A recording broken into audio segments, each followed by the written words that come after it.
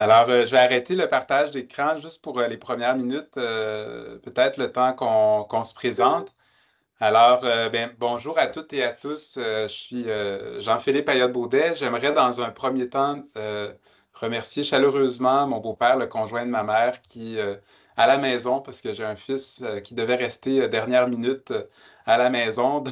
Donc, sans sa présence, on ne pourrait pas se réunir. Aujourd'hui, il aurait fallu reporter. Donc, même s'il ne nous entend pas, euh, je tiens quand même à le mentionner. C'est pour ça aussi que je suis à la maison. On avait averti les gens qui avaient prévu à être en personne à Longueuil. Donc, voilà. Alors, je suis Jean-Philippe Ayotte-Baudet, titulaire de la chaire de recherche sur l'éducation en plein air. Il y a des visages connus, il y a des gens qu'on ne connaît pas non plus. Donc, ça me fait vraiment plaisir là, de vous voir toutes et tous.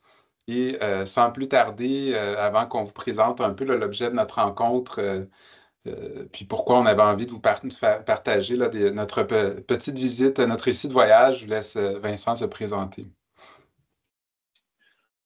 Bonjour tout le monde. Donc, je suis Vincent Martin. Je suis un professeur en didactique des maths à l'Université de Sherbrooke, un collègue de Jean-Philippe. Et dans le fond, j'ai entamé un périple vers l'éducation en plein air et l'enseignement-apprentissage des maths en plein air Ouais, dans c'était cette un année prof à sabbatique. l'université. Donc, j'ai vraiment envie, avec Jean-Philippe, aujourd'hui, de partager nos réflexions et notre voyage en Norvège. Je ne sais pas, Jean-Philippe, si tu veux que je parle tout de suite de qu'est-ce qui fait qu'on vient parler aujourd'hui ou est-ce que tu as plutôt envie d'introduire? Vas-y. Ça marche. Mais peut-être L'histoire, juste, excuse-moi Vincent, d'aller plus loin, puis je te laisse aller, mais donc je voulais peut-être souligner d'entrée de jeu, donc la présentation d'aujourd'hui, le Midi Rencontre, ce que notre visite en Norvège nous a appris.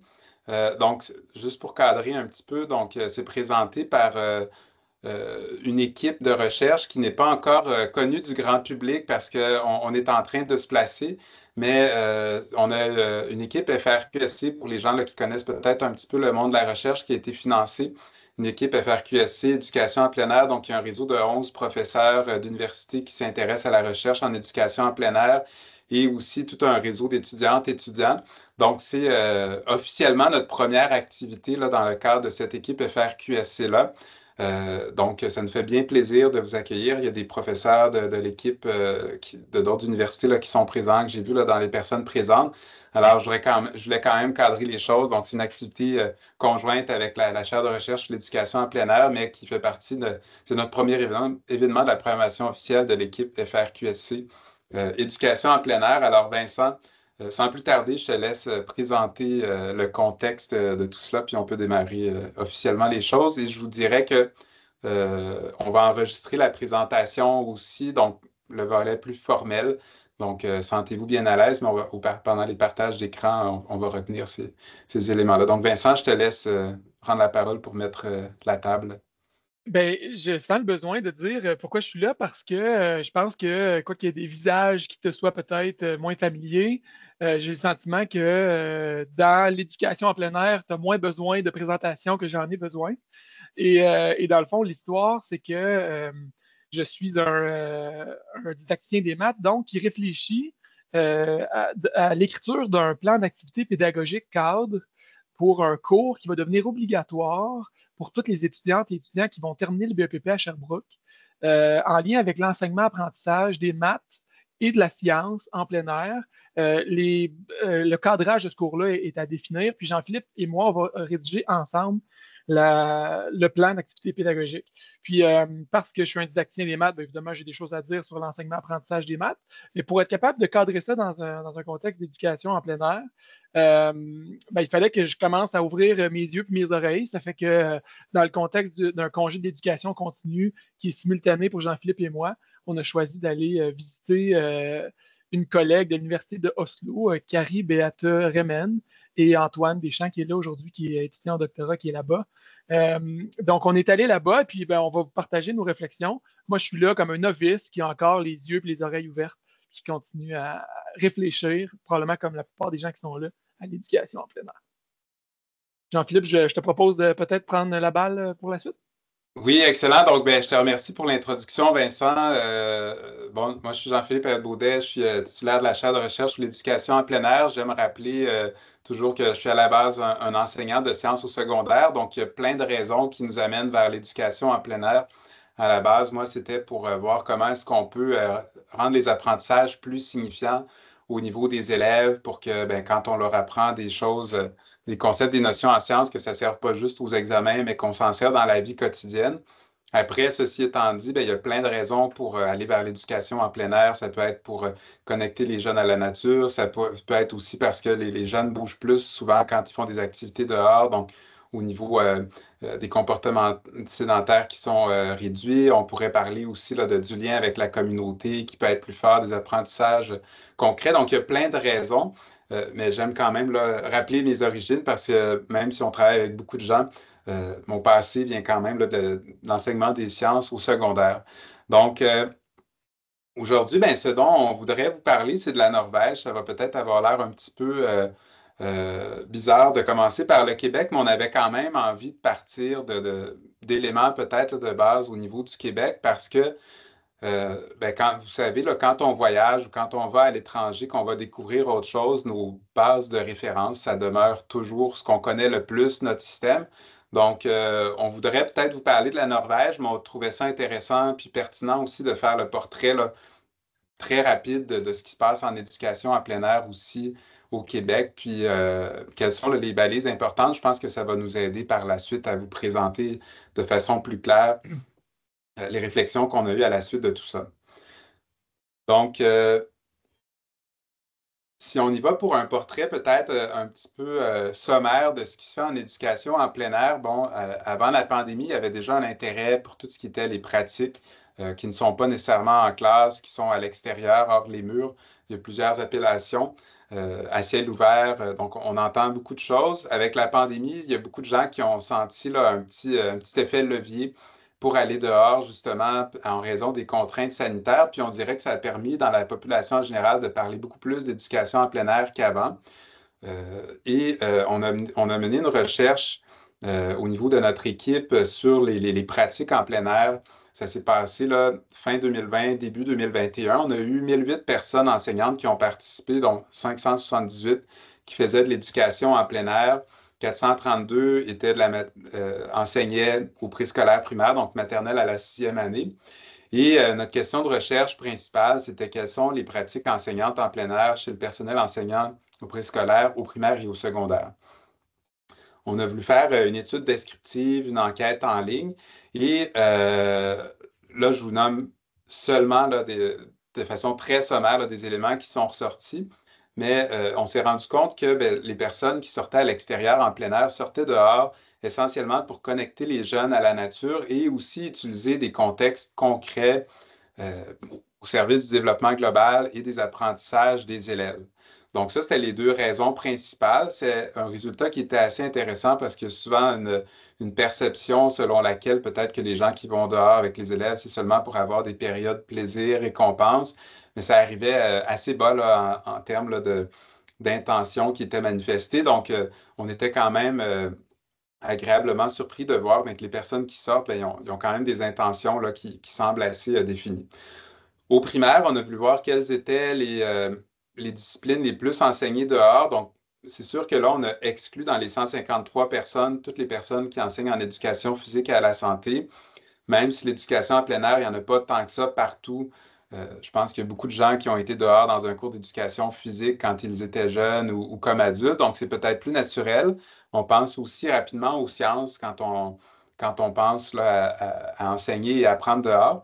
Mais de façon aussi un peu surprenante ben, puis rassurante, on s'est rendu compte que les deux disciplines qui étaient les plus couvertes dehors, c'était les matières de base, donc le français et les mathématiques. Donc, Vincent, j'ai pas dit les plus importantes, là, parce que là, il aurait fallu que j'aille vers les sciences, mais les deux matières de base. Donc, ensuite, ben, au niveau des milieux utilisés, ben, on a aussi l'impression parfois là, que ça prend des grands espaces, puis que ça prend plein d'installations, puis qu'il faut investir beaucoup de ressources. C'est sûr que les ressources, puis des installations qui sont bien structurées, ça peut être intéressant, avoir un boisé. Mais 90% des personnes utilisaient dans leur sortie la cour d'école. 59% un parc à proximité. Il y en a qui ont la chance d'avoir un boisé, une forêt dans une proportion de 51%. Mais la cour d'école, ça demeure un classique d'enseigner dehors. Donc, ça montre quand même qu'on n'a pas besoin d'aller dans des circonstances extraordinaires. Puis pour faire un petit portrait, je vais finir notre portrait rapide de ce qu'on a vu dans cette enquête-là. Puis il y a plein d'autres choses. On avait publié un rapport en 2022 aussi. Euh, Quelque chose qui nous a marqué, c'est que les comportements sédentaires pour les mêmes personnes enseignantes qui enseignent en dedans puis dehors, les élèves dehors sont vraiment beaucoup moins en comportement sédentaire. Et là, ici, les chiffres que vous voyez, je ne dirais pas qu'ils sont trompeurs, mais on inclut les personnes qui enseignaient l'éducation physique. Mais quand on retirait les gens qui enseignaient l'éducation physique au niveau des comportements sédentaires, parce que bon, en éducation physique, on ne s'attend pas à avoir des comportements sédentaires, on se rendait compte que dehors, bon, ici, dans une proportion de 8%, les enseignants disaient que les élèves sont plutôt sédentaires, alors qu'en classe, c'était 62% de ces mêmes personnes-là qui disaient que les élèves étaient plutôt sédentaires. Et quand on enlève les enseignantes enseignant l'éducation physique et à la santé, ce chiffre-là grimpe à 89% en classe. Donc, c'est pratiquement un effet miroir, là, à peu près 10% là, grossièrement des gens dehors sont en comportement sédentaire au niveau des élèves, puis à l'intérieur, c'est 90.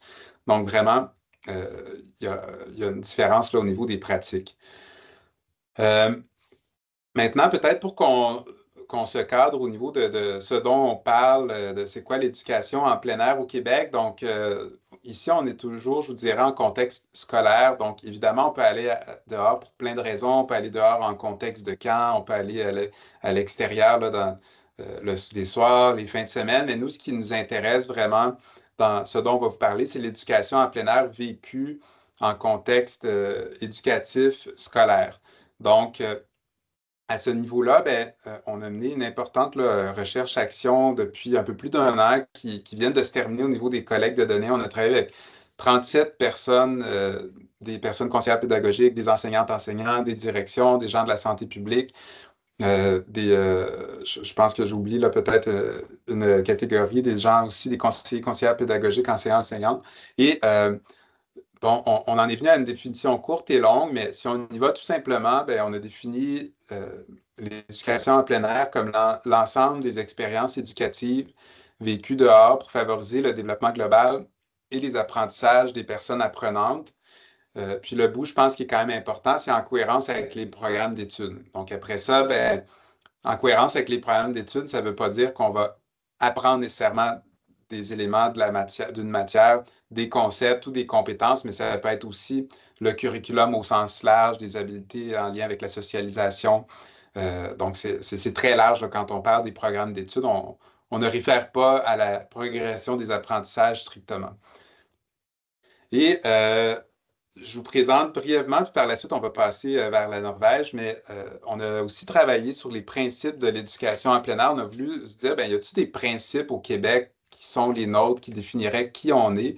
Et on en est arrivé à 8 principes qu'on a encore gardés très discrets parce qu'ils viennent tout juste d'être établis. Donc, on va évidemment là, les diffuser plus largement dans plein de circonstances là, dans les prochains temps. Mais on est bien fiers de vous les présenter. On en est venu à 8 principes. Je ne vais pas passer trop de temps là-dessus, mais ça va nous aider à comprendre les concepts de Frilutliv puis d'ESCOL, les différences avec la Norvège. Donc, le premier principe, bon, l'éducation en plein air en milieu scolaire est en cohérence avec les attentes ciblées par les programmes d'études. Donc, ça, c'était l'élément important à montrer. Là, on est quand même en train de faire de l'école, même si on est dehors dans ce qu'on entend. Euh, on va dehors pour faire vivre des apprentissages signifiants pour les élèves, ancrés dans l'environnement, la communauté, le territoire. Ici, les termes là, ont été bien définis, je n'entrerai pas dans les détails, mais donc, il y a un apprentissage qui est en lien vraiment avec le milieu de vie, la nature, le territoire ici, qui est important. Chaque lieu extérieur, accessible, peu importe ses caractéristiques, recèle un potentiel pour favoriser le développement global et les apprentissages.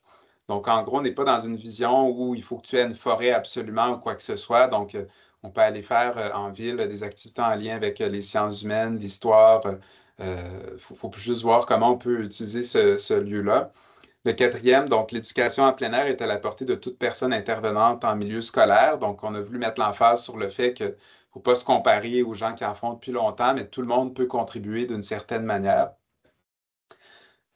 Ensuite, le cinquième, donc toute personne apprenante peut avoir accès à l'éducation en plein air. Donc, c'est une manière de dire que ça ne devrait pas être restreint à des catégories d'élèves. Évidemment, il y a des élèves qui peuvent avoir des enjeux, des handicaps physiques, moteurs, pour lesquels il peut y avoir des soutiens particuliers, mais on voulait quand même là, avoir une notion d'inclusion puis d'accessibilité à toutes et à tous. Le sixième principe, donc les activités éducatives en plein air se déroulent dans un souci de préservation et de respect envers l'environnement, la communauté, le territoire. Donc ici, on voulait mettre l'emphase vraiment sur la notion de respect quand on va dans notre milieu de vie. Les expériences éducatives vécues en plein air et à l'intérieur sont interreliées. Donc, on ne va pas faire nécessairement dehors des choses qui sont déconnectées de ce qu'on fait à l'intérieur. On peut faire ce qu'on veut, mais ce ne sont pas deux choses différentes nécessairement. Et le dernier, au Québec, je pense que ça nous distingue. Là, il y a beaucoup de régions où la santé publique est de plus en plus investie dans l'accompagnement des milieux. Puis je pense que c'est une dimension importante qui nous caractérise aussi, mais il y a une dimension de santé bien-être qui est beaucoup dans ce qu'on fait. Je vous montrais les données par rapport au comportement sédentaire. Donc, je pense que ça fait partie de notre identité là, de l'éducation en plein air ici. Alors, ceci étant dit, on ne reparlera plus du Québec, peut-être dans nos analyses, mais on va vous parler là, sans plus tarder de la Norvège. Et Vincent, je ne sais pas si tu veux que je continue ou si tu veux y aller pour ça. Comment tu le sens? À ta guise. Je me sens confortable avec les deux. Vas-y. Ça marche. Dans la réflexion qu'on a eue, Jean-Philippe et moi, sur de quoi on avait envie de nourrir notre congé d'éducation continue en lien avec la préparation du plan d'activité pédagogique cadre et puis plus globalement en lien avec les travaux menés par la chaire, on s'est naturellement tourné vers les pays scandinaves, puis peut-être particulièrement à cause du contexte avec Antoine qui est là-bas, puis les contacts que Jean-Philippe avait déjà, on a décidé d'aller en Norvège. La Norvège nous semblait comme un lieu mythique là, hein, où les pays scandinaves, ils font plein de choses vraiment bien. Ils ont un rapport au plein air par rapport auquel on était intrigués et qui était officiellement très nourrissant pour nous. Puis en s'approchant de la Norvège, hein, en zoomant là, sur la carte, puis en arrivant là-bas, on a découvert, entre autres, pour ma part en tout cas, deux concepts qui sont proches mais très différents.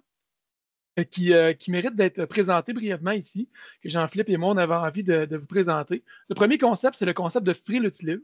C'est vraiment l'idée d'un art de vivre en plein air. C'est un rapport de vie à la nature, au plein air, qui est là depuis longtemps.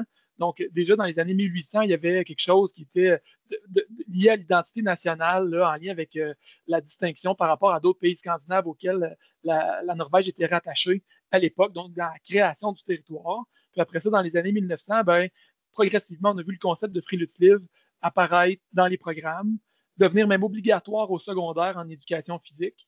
Et en 2020, les programmes tels qu'ils sont actuellement invitent à aller dehors. Donc,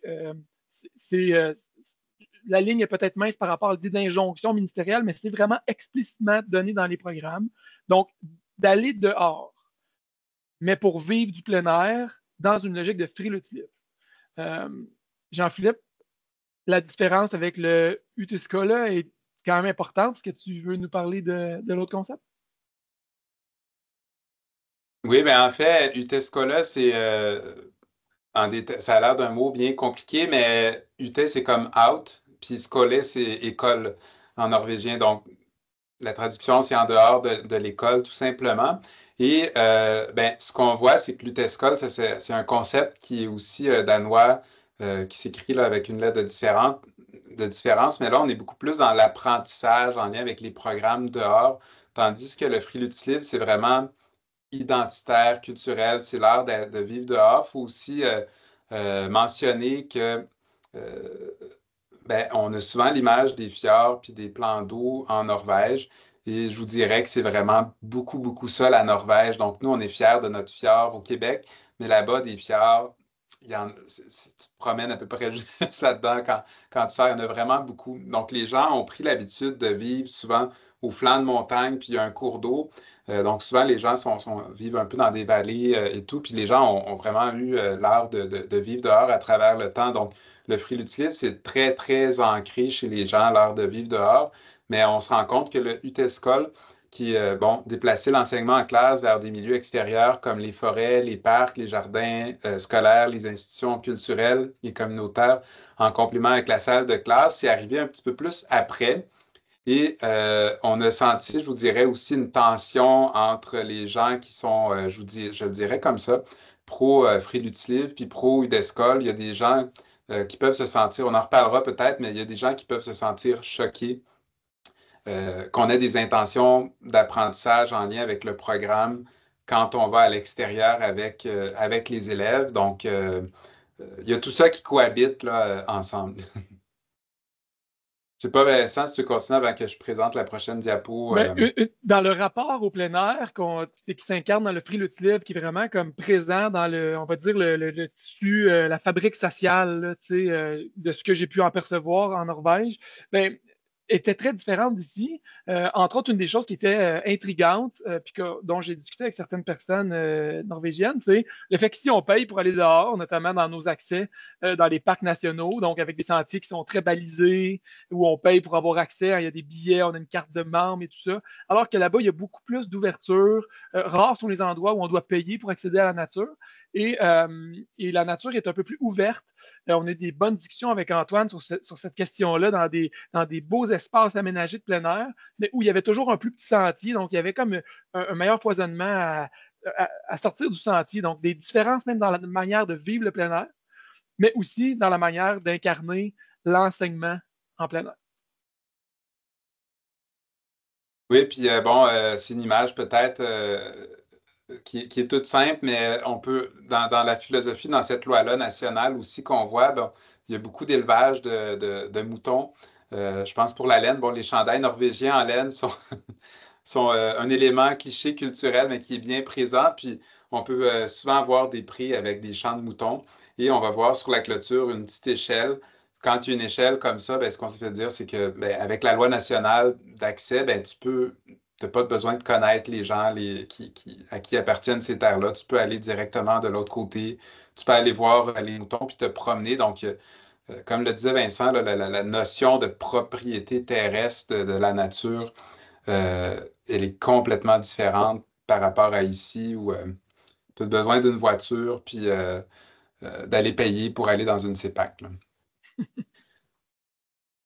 Donc, avant de vous présenter un petit peu des photos plus imagées, puis de ce qu'on a vu aussi au niveau des visites, donc on a rencontré des équipes de chercheuses, chercheurs aussi là, qui sont intéressés, euh, qui s'intéressent au domaine comme nous.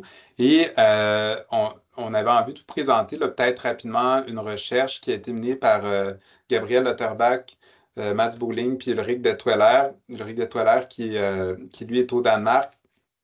Et ils ont publié récemment une recherche qui s'appelle donc Education Outside the Classroom in Norway, The Prevalence, Provision and Nature of UTESCOLing. Donc là, on vous a parlé là, de la différence entre le frilutilive qui est très, très ancré au niveau national, qui est l'identité de base, et l'UDESCOL qui est un petit peu plus récent comme concept. Et on a voulu faire dans cette recherche-là un peu comme on a fait au Québec, pas en mesurant les mêmes choses de la même manière, mais on a voulu essayer de faire un portrait dans la mesure de ce qui était possible. Eux, ce qu'ils ont fait, donc, ils ont réussi à obtenir des données au niveau de 869 écoles. Et je pense que c'est extrêmement important à mentionner ici parce que je pense que ça teinte beaucoup là, les chiffres qu'on va regarder puis ce qu'on voit. Mais les questionnaires qui ont été remplis dans une proportion de 80% par les directions. Donc, les chiffres qu'on nous montre, c'est peut-être une des limites de cette étude-là que j'annonce tout de suite, mais on n'a pas de chiffres sur le pourcentage de personnes dans une école puis par personne enseignante. Donc, nous, on a été par personne enseignante sur une base volontaire, mais ici, je pense c'est dur de savoir la direction s'est basée sur quoi pour répondre au questionnaire. Donc, c'est une enquête nationale en ligne et au téléphone, mais quand même, à travers là, ce qui a été documenté, donc ils ont documenté que 87,6% des personnes répondantes dans 80% là, des directions, ont rapporté qu'il y avait de l'utescol de la première à la 10e année. Et on a aussi demandé quelle était la fréquence, mais encore là, une des limites de l'étude, c'est que c'est difficile de savoir c'est la fréquence de qui, parce qu'il n'y a pas de règle imposée pour l'école. Donc, est-ce que la direction pensait à la personne enseignante qui en fait le plus? Est-ce qu'elle faisait une moyenne dans sa tête? On n'a pas ces informations-là.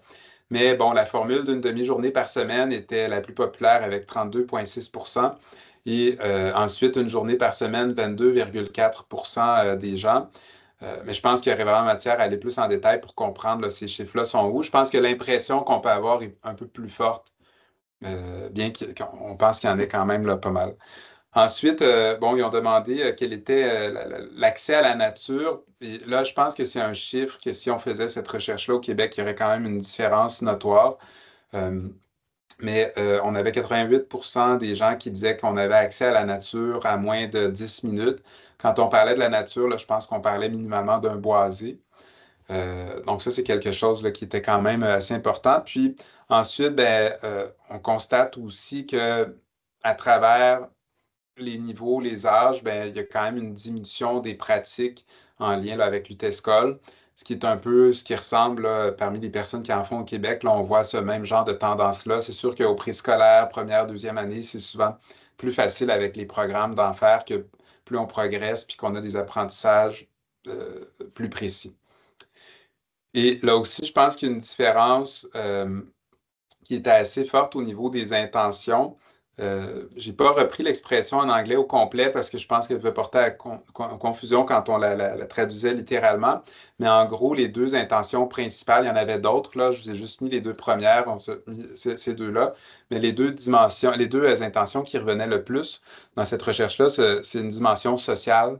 Et la deuxième est la santé et l'activité physique. Donc vraiment, aller à l'extérieur, c'est vraiment fortement connoté là, pour que les élèves soient ensemble, jouent ensemble, développent des relations, puis dans une notion de santé et d'activité physique, ce qui est quand même différent de ce qu'on a vu là, au Québec. Bon, nous, on avait une catégorie qui était connectée les jeunes à la nature et aussi ben, tournée vraiment plus sur les apprentissages en lien avec le programme. Donc, je pense que c'est une différence qui est quand même notoire au niveau de l'esprit derrière les raisons pour lesquelles on sort. Et dans les limites qu'on a vu de cette recherche-là aussi, c'est que pour les gens, ben, le frilutilive, c'est un concept qui est encore plus fort que l'UDESCOL là-bas dans l'identité. Donc, c'est difficile de savoir qu'est-ce que les gens avaient vraiment derrière la tête dans la définition quand ils ont répondu à l'enquête. Donc, on pense que même si ça parle de l'UTESCOL, il y avait beaucoup, beaucoup de frilutives où on ne va pas faire des apprentissages nécessairement là, au niveau des matières scolaires. Donc, ça nous donne un portrait, mais bon, je pense que cette équipe-là aura envie d'investiguer davantage là, par la suite. Puis bon, on donnait, comme je vous disais, les prévalences par école et non pas là, en questionnant le personnel enseignant directement. Je ne sais pas, Vincent, si tu voulais rajouter quelque chose. C'est bon, j'ai hâte de parler de notre visite. Oui, ben voilà, donc je te laisse en parler sans plus tarder. Puis ben, on a aussi la présence d'Antoine qui était avec nous. Antoine, j'aurais envie de te dire, là, sens-toi libre si après tu veux ajouter des choses. Donc, on a été ensemble en Norvège vers la fin du mois de septembre. Donc, il commence à faire un peu plus froid, mais pas encore de neige dans la banlieue d'Oslo. On a pu accompagner deux classes de deuxième année du primaire qui étaient à quelques minutes de voiture d'Oslo, donc de la plus grande ville de Norvège, pour faire un 3 heures de freeletive, c'est-à-dire du temps dehors, dans la nature, à peu près à 15 minutes à pied, peut-être un peu moins même de l'école. Donc, plusieurs enfants, deux enseignantes, puis des aides, on va dire aides enseignants qui étaient là. Puis, donc, on part, moi, évidemment, pour la première fois de ma vie, accompagner une classe de primaire en Norvège, tu sais. Et là, on arrive là-bas, vous voyez un peu l'espace autour, là, avec, c'est un endroit sur un terrain privé à proximité de l'école, donc c'est un fermier qui a une entente avec l'école, qui laisse l'école aller à cet endroit-là. Il y a un espace pour faire un feu, puis il y a bon, des rochers, des arbres, etc. Puis il y a une bonne part du temps qu'on était dehors qui s'est passé sous forme de jeu libre où les enfants jouent ensemble. Donc, proche de ce que Jean-Philippe nommait, des compétences sociales, relationnelles, puis quelque chose comme être en santé dehors. Là, puis il faisait assez froid. Puis une des premières choses qui m'a frappé, c'est vraiment de voir à quel point, pour les enfants, c'était une habitude d'aller dehors. Les enfants étaient habillés vraiment de manière conséquente par rapport au fait qu'il faisait un peu froid. Là, puis tout le monde était vraiment comme. Ça semblait très naturel pour les enfants.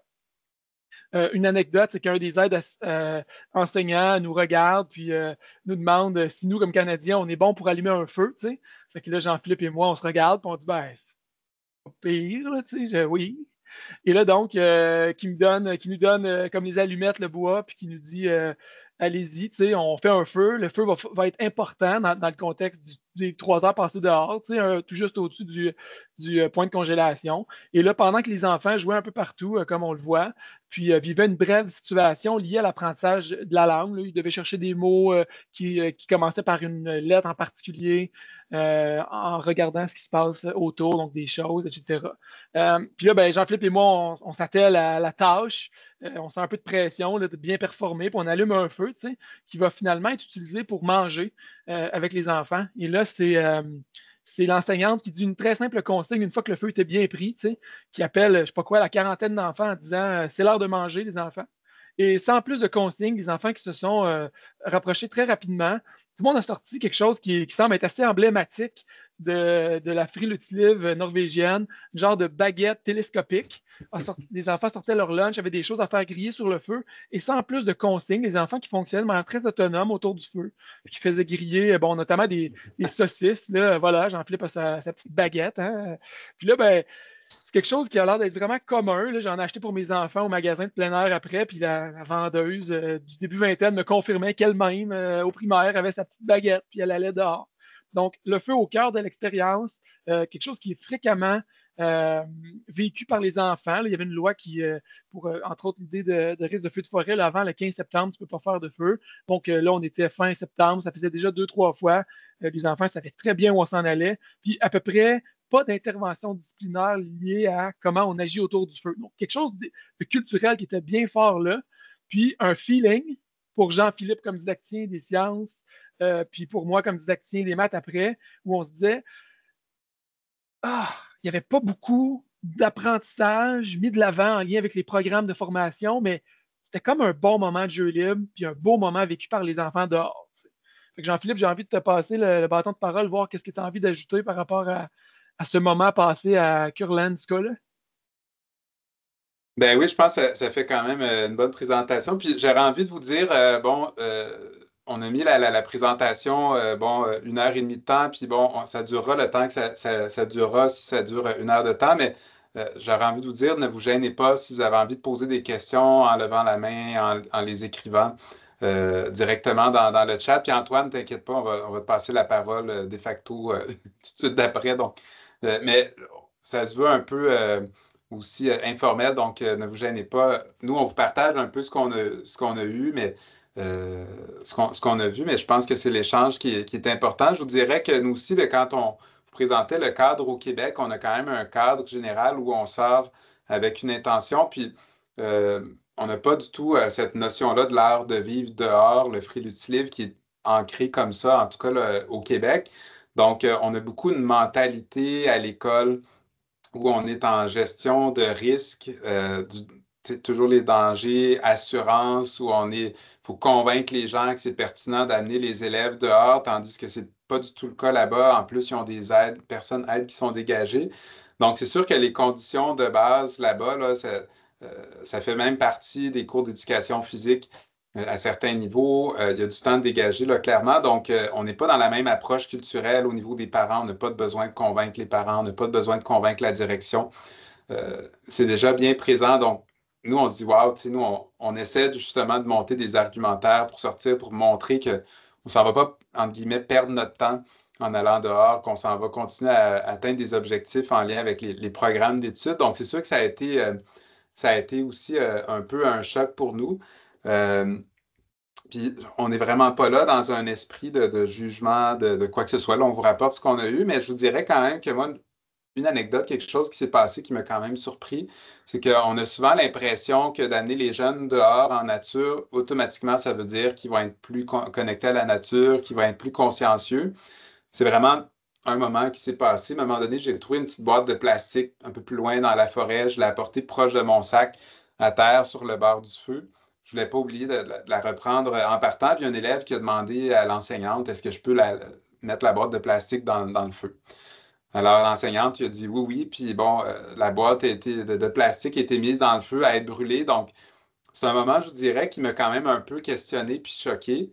Euh, je me disais, waouh, c'est quand même un peu particulier parce que clairement, j'aurais jamais répondu oui à cette question-là. Puis bon, Vincent se faisait un peu l'avocat du diable avec cette situation-là, ou essayer de l'expliquer peut-être, mais je me disais, waouh, tu sais, des fois, on pense que juste d'aller dehors, automatiquement, les choses vont se passer, mais il faut quand même, je pense qu'il y ait à certains moments des interventions éducatives qui soient en lien avec ça pour augmenter l'effet là, de ces situations-là. Vincent, je ne sais pas si tu as envie de rajouter là-dessus avant qu'on passe la parole à Antoine. Ben, dans nos pratiques sociales de référence liées au fait de préserver la nature, par exemple, ben, le bac de recyclage n'est pas nécessairement vert en Norvège. Il y a des choses dans les pratiques qui sont un peu différentes. Grâce à Antoine, j'en ai un peu mieux compris les détours, ben, les pourtours. Mais là, il y avait visiblement quelque chose dans la gestion des déchets qui nous échappait. Puis on repart avec des questions sans nécessairement avoir de réponse. Mais c'est pour dire que ben, chaque territoire, chaque société a comme un peu ses codes, ses manières de faire, puis on continue à réfléchir à ces différences culturelles. Antoine, tu avais levé Antoine, la main tout à l'heure, puis j'avais bien envie de oui. savoir ce que tu avais à dire. Ben oui, mais juste pour continuer un peu sur cette anecdote-là, Carrie Beata, la professeure norvégienne, elle aussi était bien surprise que la prof ait dit oui, brûler le plastique. Mais c'est pour revenir un peu sur ce que Vincent disait, puis donner un peu de contexte. Moi aussi, c'est quelque chose que je trouve extraordinaire de voir à quel point les jeunes sont autonomes en plein air. Puis de façon générale, même si j'ai visité plusieurs écoles norvégiennes, même si les enseignants me disent que cette classe-là est difficile, selon mes yeux de Québécois, sont souvent, c'est souvent une classe soit très normale, soit même une belle classe. Et ce qu'on s'aperçoit, quand on visite plusieurs écoles, puis qu'on visite la ville, c'est que depuis qu'ils sont tout petits, ils sortent en plein air, que ce soit avec leur famille. Donc, vous allez dans la forêt autour d'Oslo, c'est rempli de familles qui passent la fin de semaine là. À la garderie, presque toutes les garderies vont passer beaucoup de temps à l'extérieur, que ce soit dans la ville, dans les parcs, ils vont aller prendre le métro, ils vont se déplacer. Donc, ils sont vraiment habitués d'être dehors. Ce qui fait que quand ils arrivent à l'extérieur, comparativement à des élèves québécois pour qui ça pourrait être la première fois quand ils sont à l'école primaire, pour eux, c'est une norme, ils savent comment agir. Ça a d'autres effets que moi qui m'ont vraiment impressionné quand j'ai visité une école à Stavanger, en fait une garderie à Stavanger, une maternelle. Les élèves étaient aussi physiquement beaucoup plus endurants que la moyenne des élèves québécois. Parce que comme ils passent quand même de longues journées à marcher quand ils sont tout petits, mais à cette école-là, ils avaient pris l'autobus pour se rendre dans un fjord, passer la journée là, puis ils revenaient en autobus. Mais on l'a manqué l'autobus. Et c'était 5 kilomètres de marche avec des élèves de maternelle qui s'est fait main dans la main à la queue leu-leu sur le bord du chemin, sans trottoir, avec les parents qui arrêtaient en voiture, serraient la main du prof, reprenaient leur enfant. Donc, oui, la question de ce qui est dangereux ou pas est différent que nous, mais ça fait que les élèves, même à un très jeune âge, qui sont vraiment en forme. Moi, c'est une des choses qui m'impressionne. Ils sont en forme, puis ils sont autonomes. Même s'ils sont très laissés aller, les enseignants, je suis sûr que vous allez en discuter plus tard. Ben, merci. Puis, oui, Antoine, donc nous, on a été quelques temps avec toi, mais bon, tu es là depuis plus d'un an maintenant là, dans le cadre de ta thèse qui est en coup de tutelle. Donc, c'est sûr que tu as eu la chance de voir encore plus. Donc, ton témoignage est d'autant plus riche là-dessus. J'aurais envie de laisser la parole à Stéphane qui a une question. Oui, est-ce que vous m'entendez? Bonjour tout le monde. On vous entend bien, merci. Parfait. Bien, bonjour Antoine, Jean-Philippe et Vincent. Écoutez, moi je suis chercheur en fin de compte à l'Université Laval et je suis plutôt en innovation sociale, tout ce qui est économie sociale et solidaire. Mais j'ai vécu une année avec ma conjointe qui faisait aussi son doctorat pendant une année à Copenhague. Et on a passé une année d'ethnographie, on a mis nos enfants à l'école, on a voulu tout expérimenter un peu les institutions. Et effectivement, moi, j'avais une formation un petit peu en éducation relative à l'environnement, parce que j'avais suivi le cours avec Lucie Sauvé à l'époque, qui avait un certificat de deuxième cycle à l'UQAM. Et donc, je me suis retrouvé un peu un parent impliqué dans ces sorties-là. Et je pense que ce qui est important au niveau du cadrage, c'est surtout ramener, en fin de compte, ce qui est l'alternatif et la norme chez nous, tout ce qui est la norme chez eux, l'alternative chez nous. C'est cette idée de pragmatisme, mais vraiment dans la pensée pragmatique, dans le sens où c'est pas comme les politiciens en parlent aujourd'hui, là, de dire que finalement on a une finalité puis on s'en fout des moyens qu'on va utiliser. C'est pas du tout ça le pragmatisme, c'est réellement de séparer la pensée de l'action. Et je pense que c'est notre problème, on est cartésien, on sépare la pensée de l'action. Et ça, chez eux, c'est processuel. D'ailleurs, c'est eux qui ont inventé la forme ING, qu'on est en train de. Nous, on a des difficultés, on ne sait même pas comment traduire être en train de. Qu'est-ce qu'il y avait avant l'invention du train?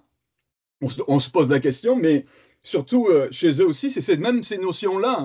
Apprenant et enseignant n'ont même aucun sens chez eux. Parce que quand on dit Yeller, ben là, automatiquement en danois, ça veut dire aussi bien j'apprends que j'enseigne. Donc, j'apprends en enseignant, j'enseigne en apprenant. Pour eux, c'est comme ça. Là, y a pas... Alors, la connaissance est construite. Donc, déjà, dans le langage, la connaissance est construite. Donc là, on est loin, nous autres, là, avec notre côté très positiviste et Auguste Comte, là, dans notre vision du monde. Et je pense aussi que moi, ce que j'aimerais voir parce que les Danois, là, ont été pas mal dominants. Il y a beaucoup de rivalité, on va dire, entre la Suède, la Norvège et puis la Suède, la Norvège et puis le Danemark. Mais il y a une personne, c'est Grundtvig, qui a été très important aussi et qui a amené tout ce côté aussi de la langue. Je pense qu'il y a la langue, elle n'est pas uniquement pour communiquer, mais elle est aussi pour beaucoup dans l'affaire que ça c'est une représentation du monde aussi. Donc ça aussi c'est important de voir qu'il y a beaucoup de légendes, de mythologie. Mes enfants ont été très rapidement à apprendre la mythologie nordique, à chanter des chants, à vraiment être un peu comme des éponges là-dessus. Donc là il y a aussi ça. Et puis peut-être aussi, pour moi, ce qui m'intéresse, c'est au niveau conceptuel, c'est beaucoup le hug, qui est le concept danois. En Norvège, c'est effectivement le Fridtjof.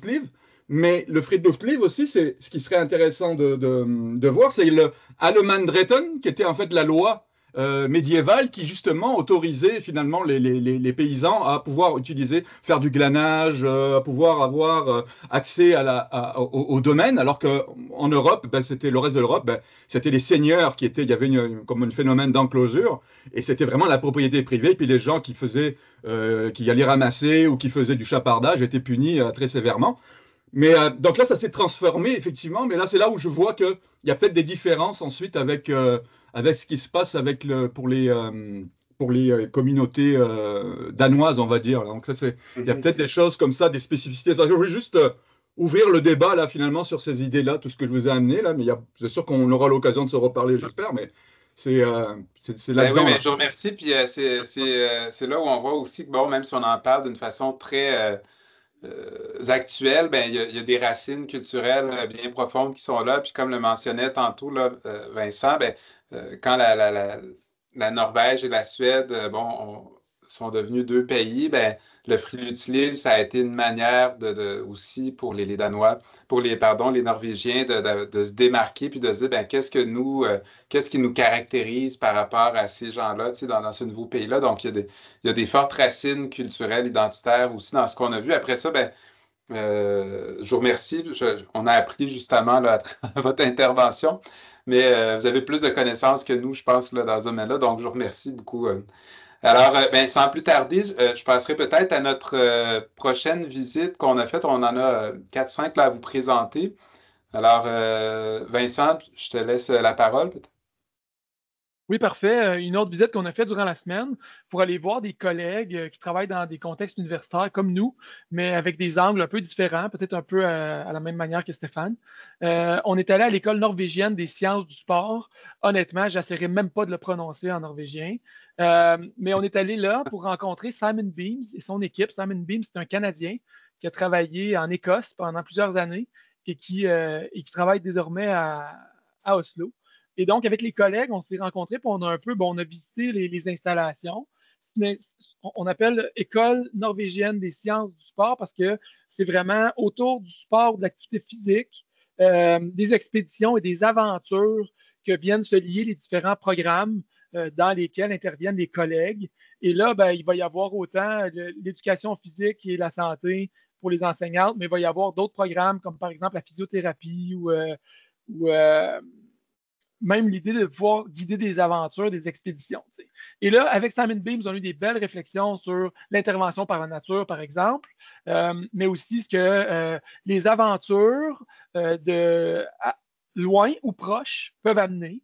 Il y a des dimensions vraiment environnementales qui ont été évoquées et sur lesquelles il s'est même prononcé dans des écrits récents là, en lien avec l'empreinte écologique que peut avoir l'idée d'aller dehors. J'ai vu dans l'idée de Leave No Trace dans les commentaires et tout ça. Donc, il y a quelque chose de l'ordre du rapport à l'environnement qui a été discuté aussi et vraiment l'idée d'intervention par les aventures, par la nature qui était vraiment présente dans cette équipe-là il y avait des installations qui étaient vraiment exceptionnelles. Là. On ouvre un hangar, là, là, il y a une trentaine de kayaks de mer, puis là, on ouvre un autre hangar, puis il y a du matériel de camping pour amener, je ne sais pas quoi, là, une trentaine de personnes en aventure. Puis là, il racontait tout bonnement qu'il revenait de 4 jours dans une expédition de kayak de mer où il était allé sur une île avec des futurs enseignants en éducation physique, là, travailler sur des pratiques de survie et on était vraiment comme époustouflés. C'était vraiment impressionnant. Pour le guide d'expédition en canot, qui est Antoine Deschamps, il y a eu même des grands yeux. Il reconnaissait des modèles spécifiques de canot. Là. Il y avait vraiment comme des installations qui étaient vraiment impressionnantes pour nous.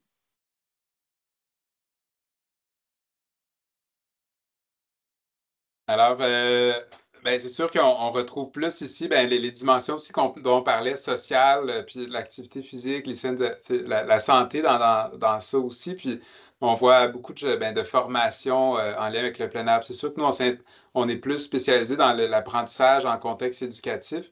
Mais je pense qu'on reconnaissait un peu plus les recherches qui sont menées par nos amis dans les programmes en plein air, en intervention par la nature et à l'aventure aussi au Québec, là, dans les différentes universités, que ce soit bon, à l'UQAC, à l'UQTR, à l'UQAM, j'ai oublié personne, mais bon, au moins, là, c'est ces programmes-là qu'on connaît quand même bien.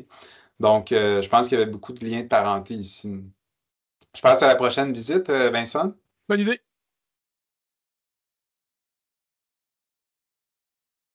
Alors, sinon, on a aussi été dans une autre université qui se situe, une université norvégienne pour les sciences de la vie.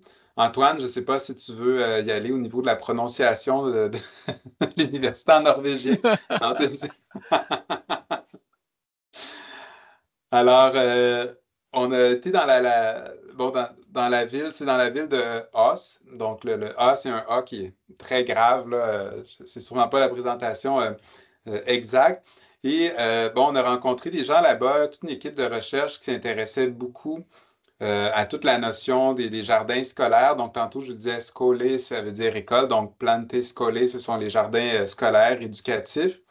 Et ben ici, ce qu'on a voulu mettre en place dans cette université-là, puis au niveau de la formation, on a vraiment un lieu où on va mobiliser le jardin, le grand jardin, autant pour la formation des futures personnes enseignantes, mais aussi pour faire venir des personnes enseignantes qui sont en pratique pour offrir des activités de formation. Donc, il y a le mouvement des School Gardens. On le voit à différents endroits, de différentes manières à travers le monde. Et ben, là-bas, en tout cas, là, c'était vraiment leur focus principal. Je te laisse poursuivre, Vincent, si tu veux rajouter peut-être ce qui t'a marqué ou interpellé. Oui, merci. 2 choses.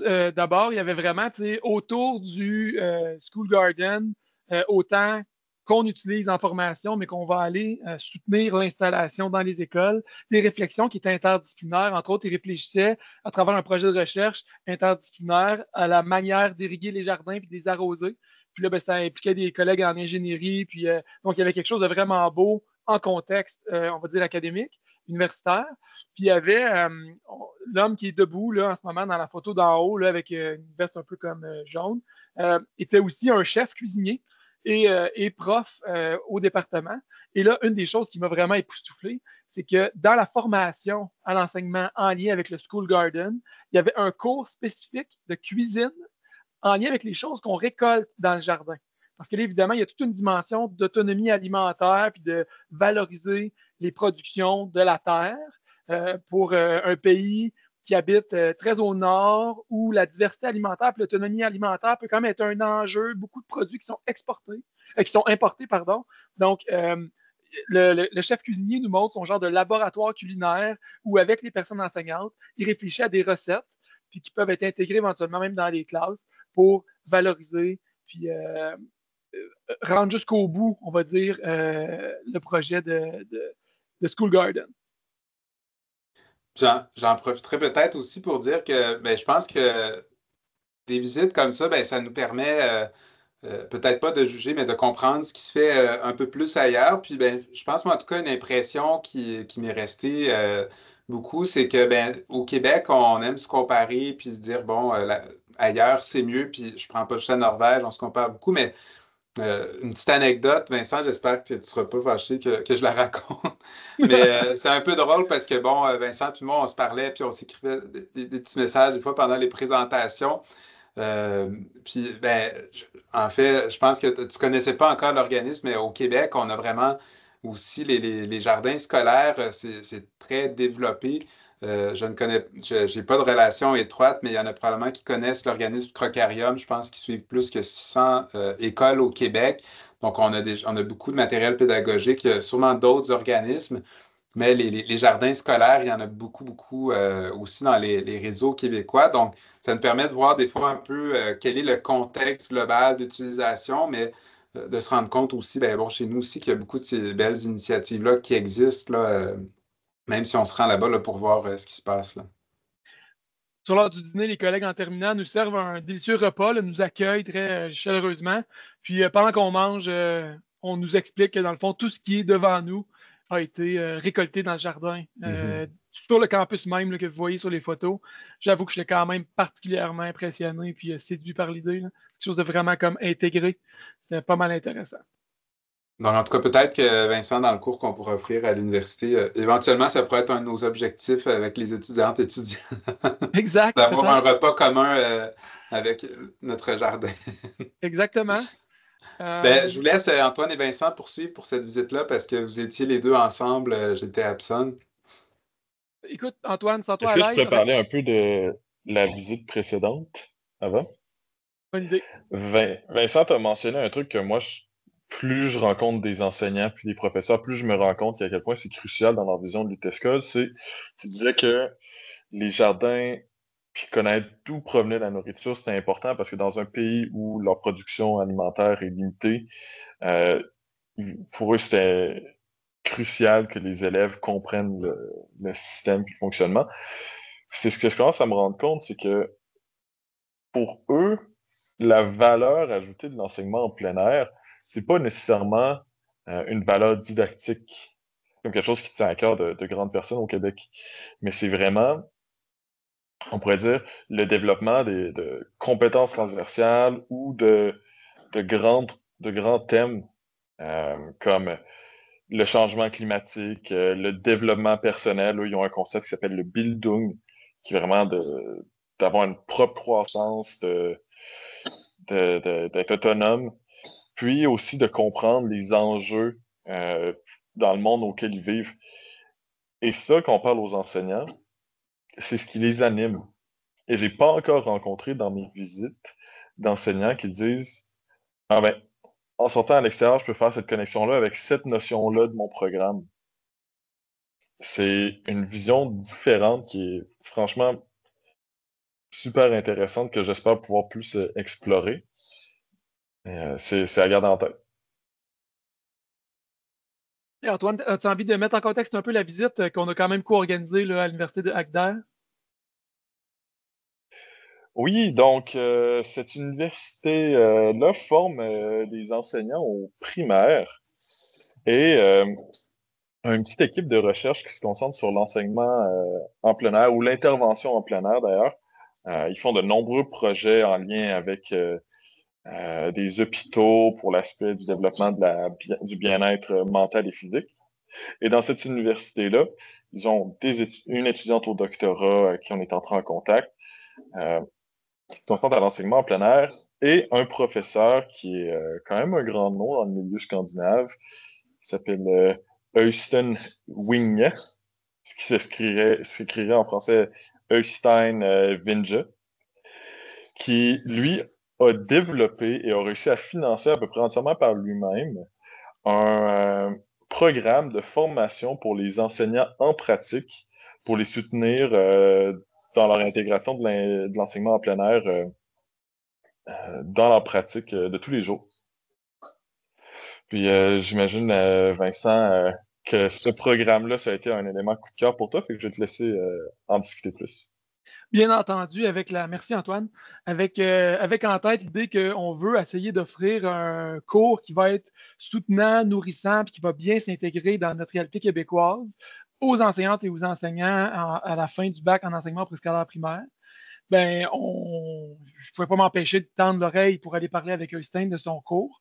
Donc, un cours qui se passait durant cet automne, 4 week-ends, avec une vingtaine de personnes enseignantes du primaire et du secondaire, et 4 thèmes, finalement, qui viennent comme structurer les quatre week-ends. Chacun des week-ends a aussi une production, une tâche que la personne enseignante en exercice doit réaliser. Et beaucoup de réflexions autour de l'idée de l'évaluation des apprentissages, qui sont des connaissances qu'on veut expérientielles, pratiques, ancrées dans un contexte réel extérieur, mais qu'on a peut-être l'habitude d'évaluer de manière théorique, papier-crayon à l'intérieur, donc des réflexions sur la manière d'évaluer ça, puis de soutenir les personnes enseignantes qui le font déjà, l'éducation en plein air, mais pour nourrir un rapport peut-être plus conscient, avec plus de clarté en lien avec le territoire qui entoure leur contexte, leur école. Donc, vraiment, un super bel échange. Il est prévu que Øystein et moi, on se fasse un petit dîner, un de ces quatre, pour discuter de la fin du cours, pour voir qu'est-ce qu'on peut récolter ici, Jean-Philippe et moi, dans le but de nourrir la préparation de notre cours de BEPP.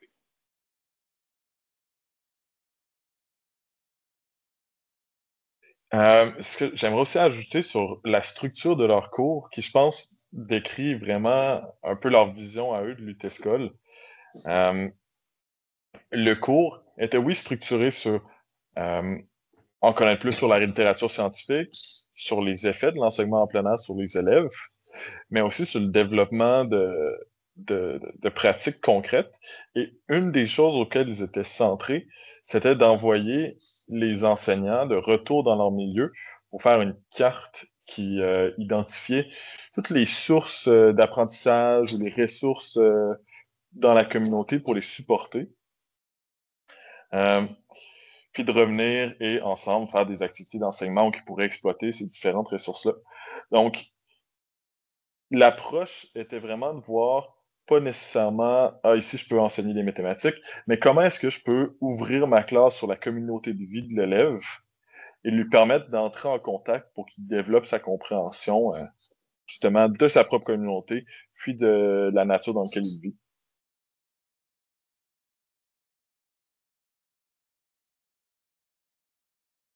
Merci pour ces réflexions. Je ne sais pas si vous voulez rajouter quelque chose ou si on continue le petit Moi, j'aimerais bien, périple. je pense que ce serait une bonne idée que tu nous parles de ta visite dans l'école primaire près de Stavanger. Oui, ben c'est ça là, vous voyez peut-être pas si bien là, selon l'écran que vous avez, mais si vous regardez la photo du bas, en haut à droite, on voit le point avec Oslo. Vous avez ensuite, bon, on était beaucoup ensemble dans la région d'Oslo. Vous voyez l'indicateur là, rouge en bas dans la ville de Kristiansand, là où Antoine et Vincent étaient. Puis si on part d'Oslo vers Kristiansand, puis qu'on continue à aller vers la gauche en remontant la côte, vous allez peut-être voir là, la ville de Stavanger. Donc, c'est là-bas où j'étais par la suite. C'est à peu près à 6 heures de voiture là, en mode on se déplace dans des fjords et dans ce secteur-là aussi. Et ben, c'est la dernière visite dont on va vous parler. Et donc, j'étais dans une école primaire cette journée-là. Ben, là, on vous parle avec un peu de recul, mais je vous présente quand même un peu mon impression sur le coup quand on a été, quand j'ai été visité là-bas. en ayant une compréhension peut-être un petit peu moins euh, fine par rapport là, à ce qu'on a pu réfléchir là, par la suite. Mais bon, j'avais été invité à une journée pour une sortie à l'école et faut dire que là-bas, les journées se terminent assez tôt. À cette école-là, cette journée-là, ça se terminait à 2h30. L'école commençait vers 8h. Donc, il y avait un départ là, un petit peu après la cloche, le temps qu'on s'organise à pied. Et puis, c'était deux groupes de première et deux groupes de cinquième année qui s'en allaient, dans le fond, vivre toute la journée là-bas. C'était une journée de Frilutes Livre. On voyait un petit peu là, le cadre qui est là. On est arrivé vers 9h là-bas, un petit peu avant 9h, et les jeunes sont allés faire littéralement ce qu'ils voulaient dans cette zone-là, qui, vous le voyez, est un terrain accidenté. On voit un jeune là, qui monte en pente. On voit un autre jeune qui se balance sur une corde à Tarzan. Et ce qui m'a vraiment surpris, euh, c'est que ces jeunes-là ont été laissés dans ce boisé-là, avec les enseignants qui jasaient entre eux, juste à regarder pendant toute cette matinée-là. Et à un moment donné, ben moi, je fatiguais un petit peu, peut-être avec mon cadrage culturel, éducation en plein air. Quand on sort dehors, il faut quand même qu'il y ait quelque chose en lien avec les programmes. Donc, je discutais avec une enseignante à un moment donné, puis je disais, ben, tu sais, est-ce qu'il y a d'autres choses qui vont être prévues un peu plus tard dans la journée ou, tu sais, s'ils font jouer, ils jouent pendant tout ce temps-là. Et elle me disait, bon, c'est un contexte particulier. On avait voulu pairer les premières et cinquième années. C'était une première sortie, on était en septembre aussi. Puis elle avait dit, ah oui, à 11h, on va faire des activités. Il va y avoir quatre différents bon, ateliers, puis les jeunes vont faire une rotation. Donc là, dans ma tête, j'étais un peu rassuré. Je me disais, bon, il va peut-être avoir quelque chose en lien avec les disciplines, ou en tout cas avec une intention plus formelle ben, autre que laisser les jeunes jouer comme ça. Puis je vous le dis, vous pouvez me juger au niveau de mes commentaires, il n'y a aucun problème. Je partage juste en toute transparence ce qui me passait par la tête, là, que ce soit bien ou pas.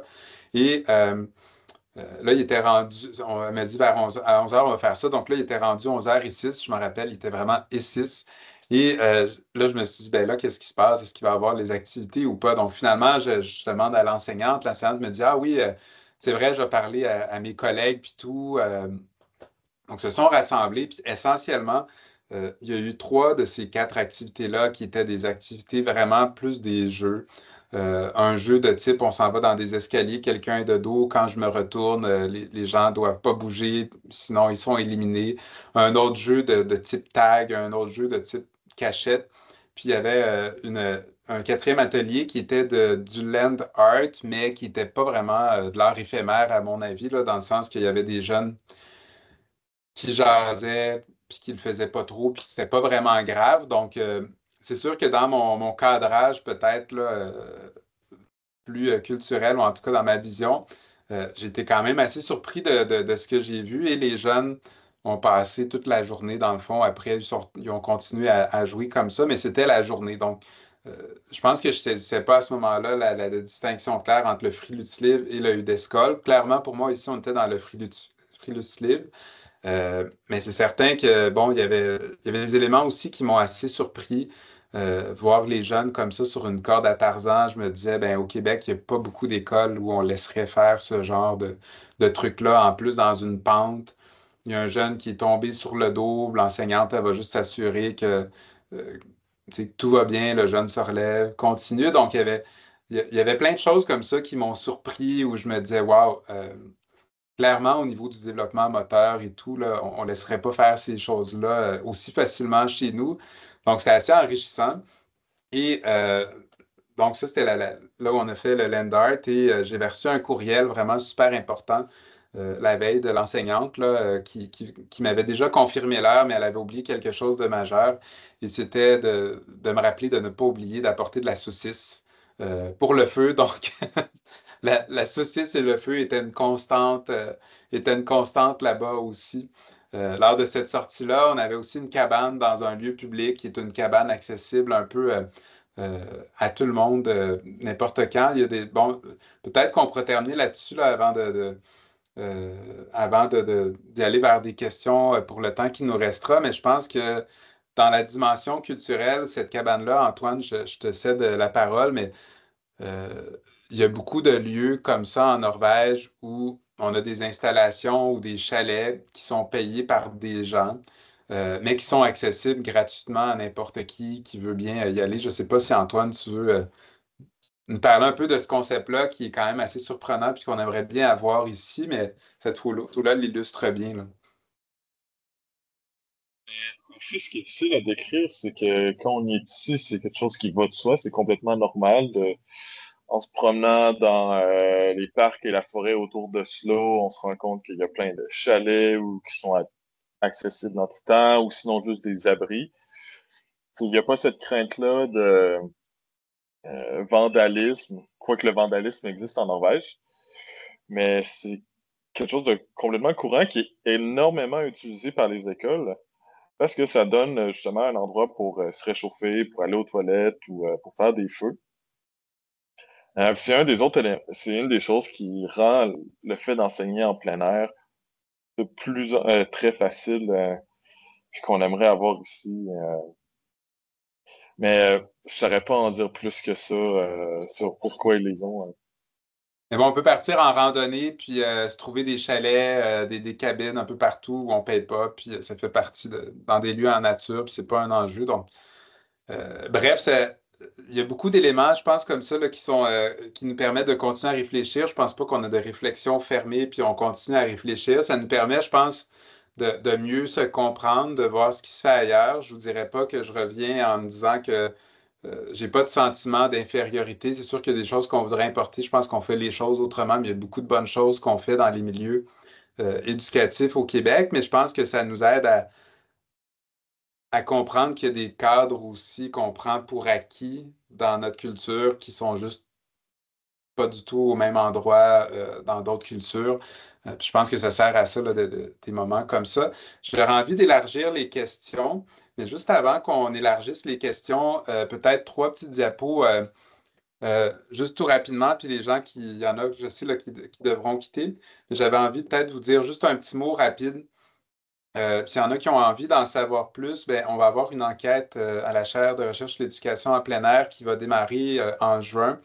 Donc, s'il y en a qui veulent avoir les informations pour ça, vous pouvez remplir juste un petit document, là, ça prend 1 minute ou deux pour avoir votre courriel. Si jamais vous prenez le code QR qui est là aussi, puis que vous remplissez là, ce document-là, vous pourrez être inscrit à l'infolette, sauf si vous cliquez sur la case de ne pas être inscrit à l'infolette de la chaire de recherche sur l'éducation en plein air.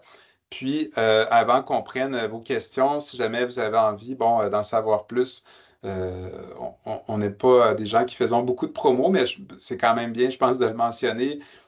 J'ai adapté là, l'année passée, il y a 2 ans, là, le livre Dirty Teaching de Juliette Robertson chez La Chalonnière, donc qui est l'éducation en plein air, apprendre et enseigner dehors en tout lieu et en toute saison. Et Vincent, je te laisse présenter ton ouvrage aussi avant qu'on lance la période de questions, puis qu'on laisse partir peut-être les gens tranquillement qui devront nous quitter. C'est un ouvrage qui est publié tout récemment, là, du printemps 2024, aussi chez Chenelière Éducation. Un truc qui n'est pas directement lié à l'éducation en plein air, mais qui est un dispositif d'enseignement-apprentissage des maths où on jase autour d'un problème souvent visuel pour amener les enfants à discuter de concepts mathématiques.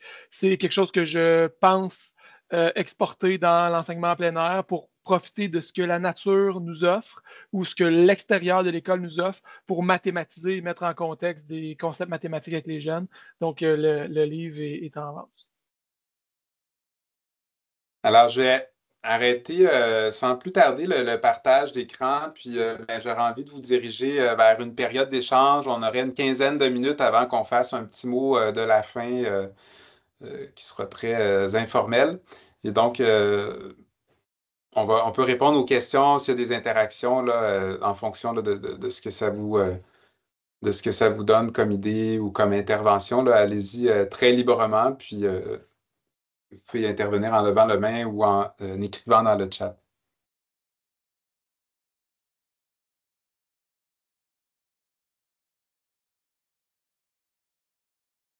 Pierre, Oui, ben, ça va être redondant pour ceux qui me connaissent, mais la question est, puis je suis aussi avec Joanne Cardin, qui est notre enseignante, là, tout acabit, ce qui concerne là, autant enseignement en plein air qu'agriculture et tout ça à l'école.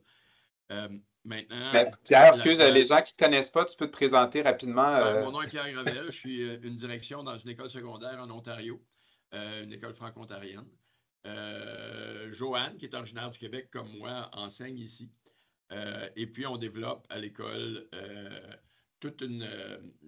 Dans le plan d'amélioration de l'école, on a littéralement à peu près 30% des enseignants qui travaillent sur amener dans tous les cours des éléments de plein air qui vont leur permettre de faire avancer là, l'apprentissage en lien avec le curriculum d'Ontario.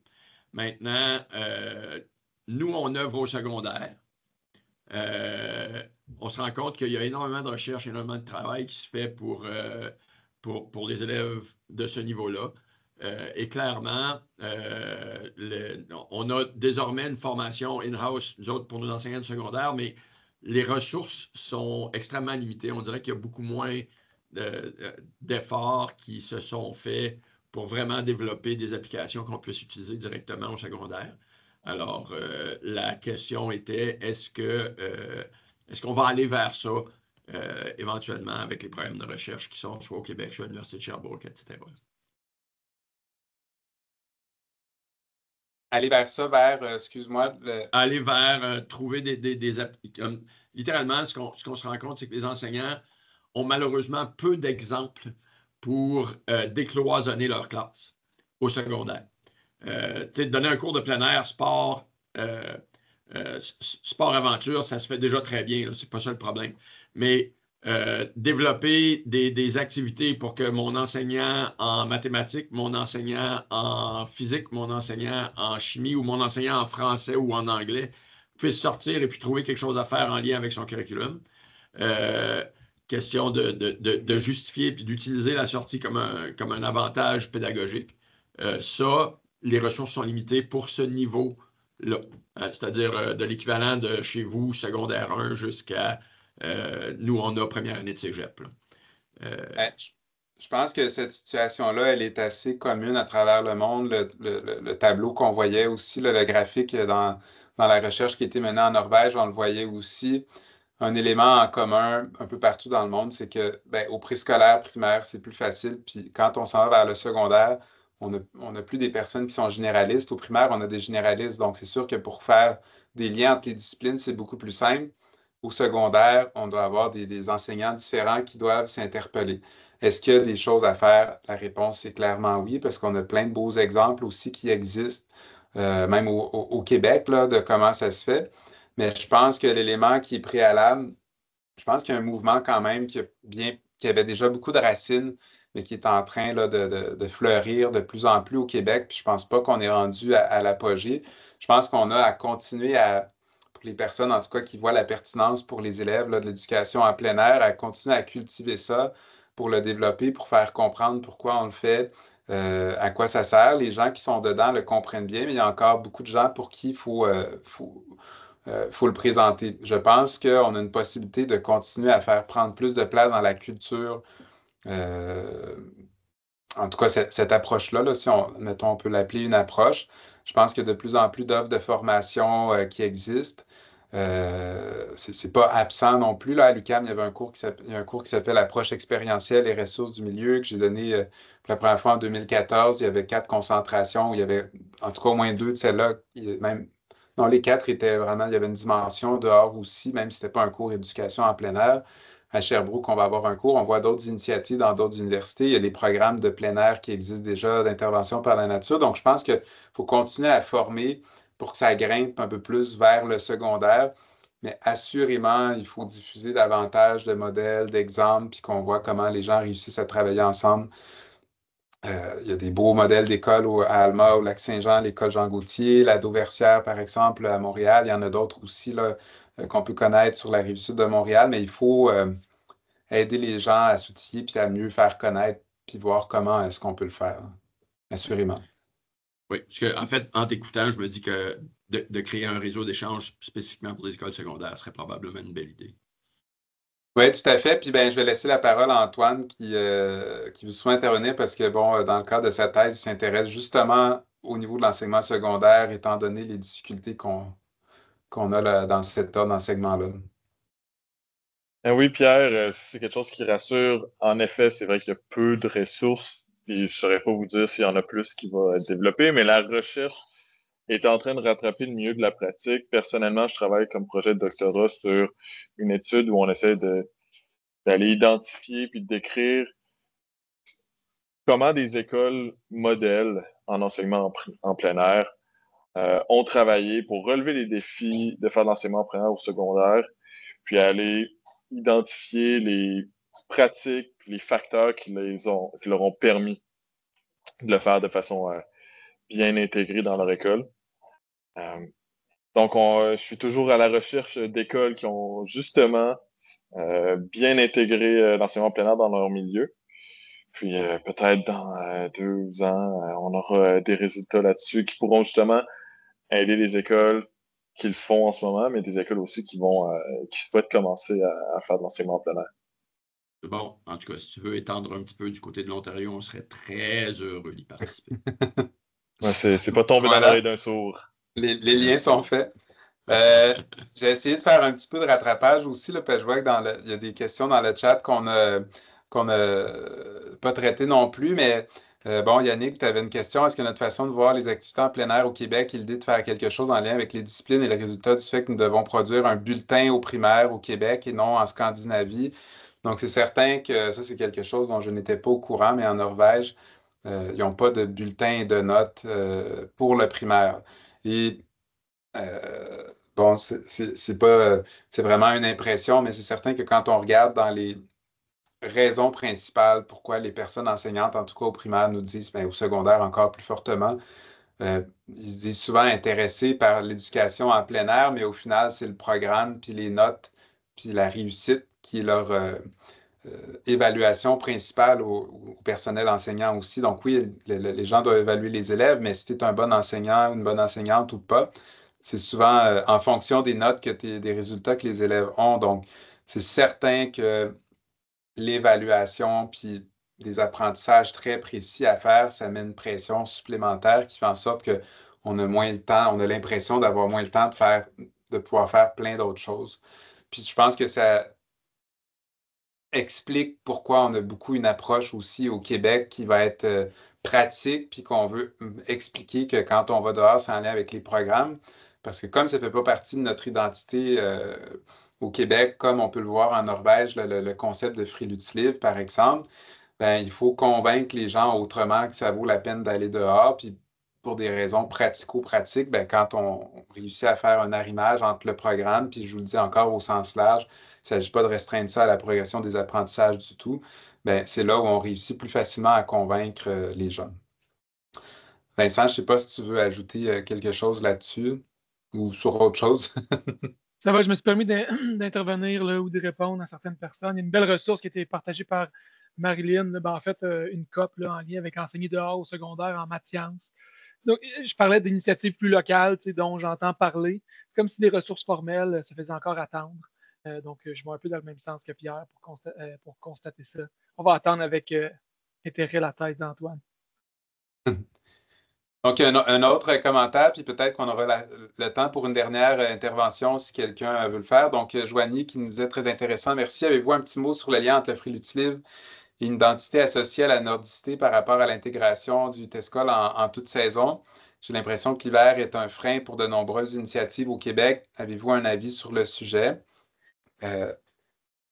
C'est sûr que c'est plus facile d'apprendre à sortir dehors quand on n'a pas l'habitude en septembre, octobre, puis en avril, mai, juin.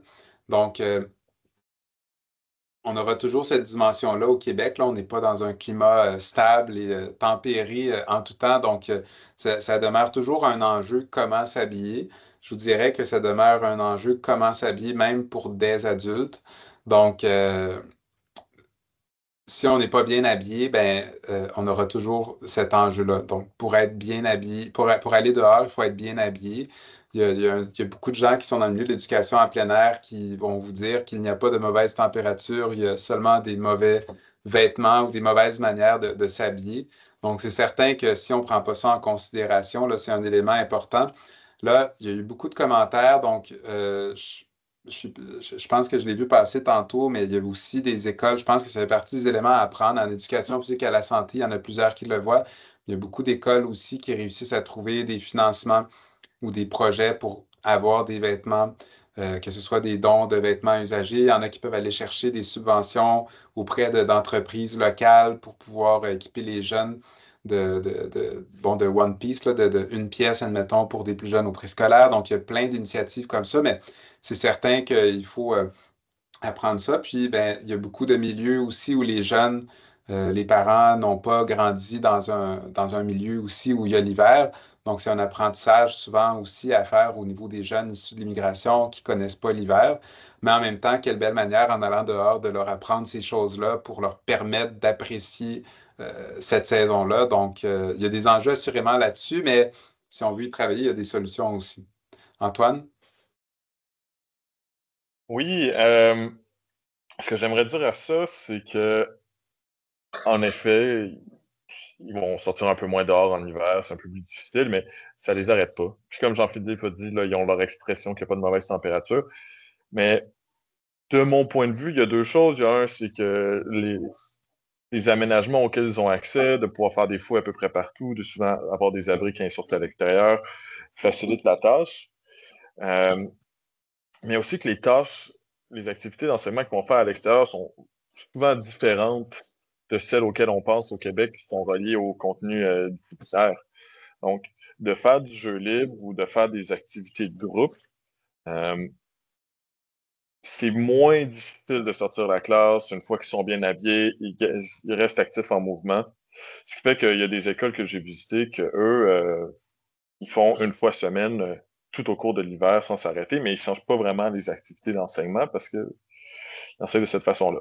Par contre, c'est sûr que si la température est vraiment froide, ils vont peut-être pas rester la journée au complet, ils vont rester la demi-journée, ils vont s'adapter, mais ça les arrête pas.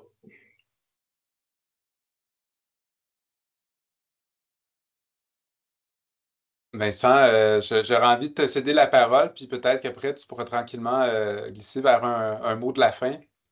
Bien sûr, en ajoutant aux idées déjà exposées par Jean-Philippe au sujet on va dire, des aspects techniques, logistiques, d'habillement, puis des interventions d'Antoine sur le type de tâches, j'ai comme envie de dire que peut-être la manière dont on peut utiliser le contexte, surtout dans un territoire comme celui du Québec où il y a des grandes différences entre les différentes saisons, pour moi, étant interrogé d'une manière didactique par rapport au type de concept et processus mathématiques que je pourrais souhaiter travailler en fonction de où se trouve la nature, à un moment dans l'année. Puis, si je veux travailler sur des repères dans l'espace, ben, l'arbre, la forêt, le ruisseau ne sont pas nécessairement visibles de la même manière l'été, l'automne, l'hiver. Les feuilles mortes que je veux utiliser pour travailler une activité de dénombrement ne sont plus là pendant l'hiver. Donc, peut-être qu'il y a aussi ça, là, au-delà de la complexité, on va dire, logistique, puis des tâches, de la pédagogie comme telle, j'ai envie aussi de réfléchir, puis je formule un vœu pieux, de poursuivre ma réflexion en lien avec ça, l'idée de comment interroger aussi sur le plan didactique cette particularité qu'on a dans notre territoire de nordicité avec des fluctuations importantes sur ce que la nature nous montre, sur ce que l'extérieur nous offre aux différents moments de l'année. Jean-Philippe t'exprimait l'envie qu'on transitionne, donc il est 13h24. Je ne sais pas si Jean-Philippe, tu voulais comme dire quelque chose? Ben, j'avais envie de te demander, Vincent, donc c'est un début pour nous d'une aventure, j'espère, puis bon, à travers le nouveau cours qu'on va faire, puis toi aussi au niveau de la recherche qu'on fait plus en éducation en plein air, j'avais envie peut-être comme mot de la fin de t'entendre, qu'est-ce qui te reste comme idée principale de ce périple-là, de cette découverte-là?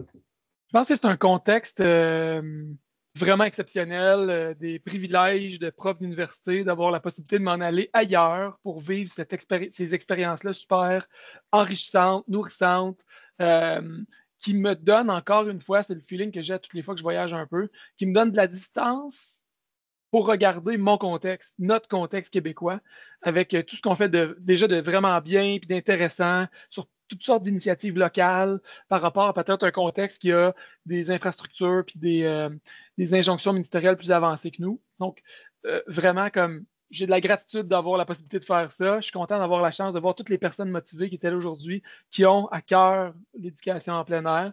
Ça me donne un peu le feeling d'arriver dans un endroit où le party est déjà bien pogné. Puis j'ai hâte, moi aussi, de continuer à intégrer cette gang-là. Ça me fait vraiment réfléchir beaucoup. Puis, comme on l'a dit déjà dans nos échanges personnels, puis avec d'autres collègues, la dimension didactique, pour moi, reste à creuser. C'est clair. Le jeu libre est important. Le free libre est porteur dans des compétences, dans des life skills. Puis après ça, il y a quand même encore des choses que je pense qu'on peut travailler en contexte, à l'extérieur des murs de l'école, sur les concepts et processus mathématiques. Là. Fait que, ouais. Ça ouvre, c'est le début. Antoine, je ne sais pas si tu y allais avec un mot de la fin. Finalement, on aurait dû te mettre dans les personnes présentes. Il n'y a aucun problème, mais oui.